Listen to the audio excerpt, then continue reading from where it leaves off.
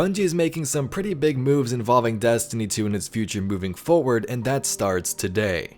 A new update will be released for consoles, giving 60 FPS, 120Hz in Crucible, and some other features as well. And we also got information on what's coming in the next year or so. Transmog coming with Season 14, the Vault of Glass returning, Crossplay in 2021, and much more. So let's dive right into it.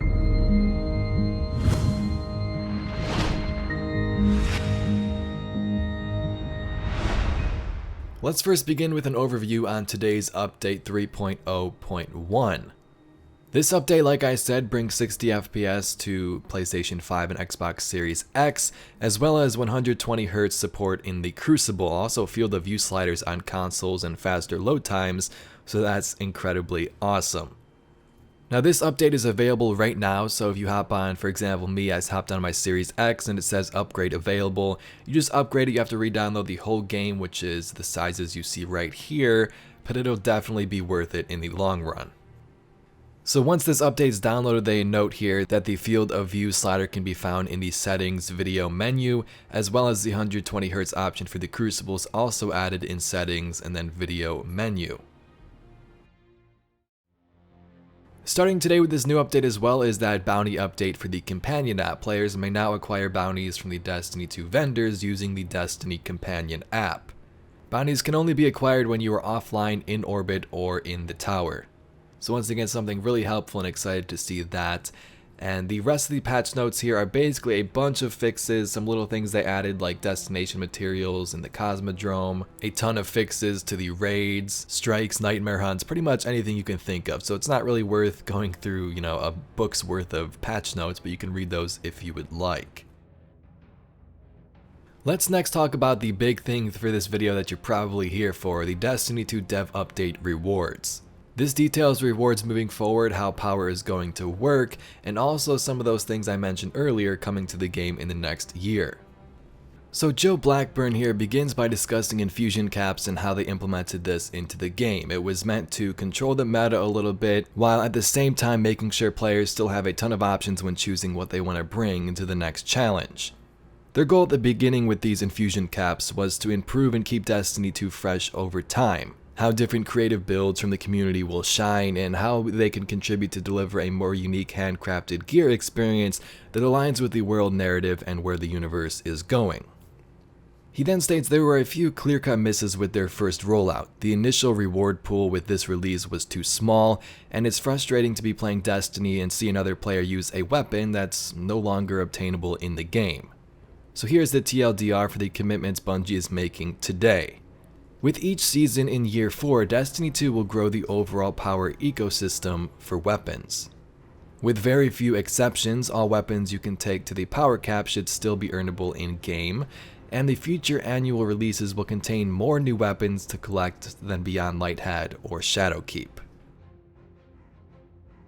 So that last one there is a big one that I'm sure will carry all of these. I've seen a lot of complaints about people talking about weapons in Beyond Light, so it's good to see they're going to be addressing that in future releases. He then states that with Beyond Light, they took on the huge challenge of rebuilding their technology from the ground up.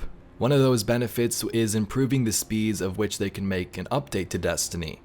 And we've seen some of those come in pretty quick, like the updates to the legendary engram coming in much faster than they've been able to do in the past. But in Season 13, they talk about how they are continuing to leverage their technology to act with agility. They say, we want to make sure that with each new season, there are more weapons to take with you to tackle the Nightfall Ordeal or Master Bunker E15 than there were before. While he doesn't want to spoil the new stuff you'll be able to chase in the next season, he did want to touch on a few changes that they made to the reward offerings specifically based on what we've seen in Beyond Light. So in Season 13, they're adding 6 new legendary weapons to the ritual activities, so 2 for Strikes, 2 for Gambit, and 2 for Crucible. In addition to those weapons, Nightfall Strikes are getting 3 unique weapons with the Palindrome, the Swarm, and the Shadow Price, all making their Destiny 2 debut from Destiny 1. If you're brave enough to take on these Grandmaster Nightfalls, you'll also be able to earn adept versions of these weapons. So this is super cool. We've wanted strike-specific stuff for a while since they took it out for some reason, and it looks like if you're going to be taking on those higher difficulties, you'll be rewarded with those adept versions. Next up, under the quality and quantity section, Bungie states that in Season 12 and the Deepstone Crypt and Europa, there wasn't as many exotics as they would have liked. So they say they're making the commitment now that our future annual releases will have more weapons than Beyond Light or Shadowkeep. One way it seems they're going to do this is increasing the reward team's size within Bungie.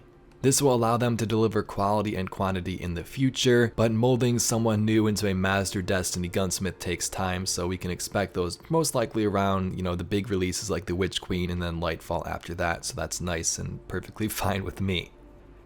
Next up, the section preheating the oven. They first state that they're looking at ways to improve infusion caps and expect to hear more about armor and other holistic upgrades to the way the gear rotates in and out of the power ecosystem as they give us plans next year. So for you armor fanatics and perk thieves out there, this is going to have an overhaul at some point, at least a little bit.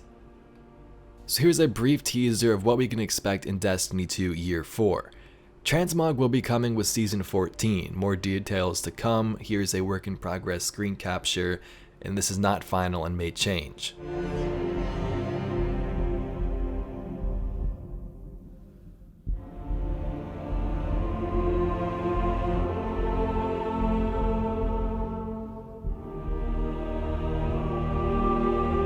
Second, DDoS protection for Destiny 2 players on all consoles will be available in Season 13, so super nice.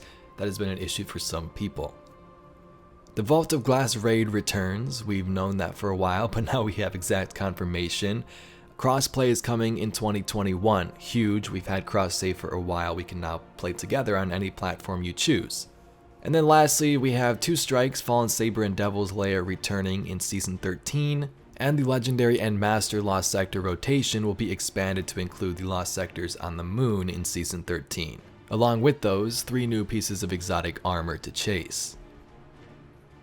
Anyway, Guardians, that's basically all we got for this news roundup. You can go to Bungie.net and read both of those articles on the update today and the stuff to come in Year 4 with crossplay and everything like that. But I do definitely have to applaud Bungie. Working through this pandemic, it's not easy.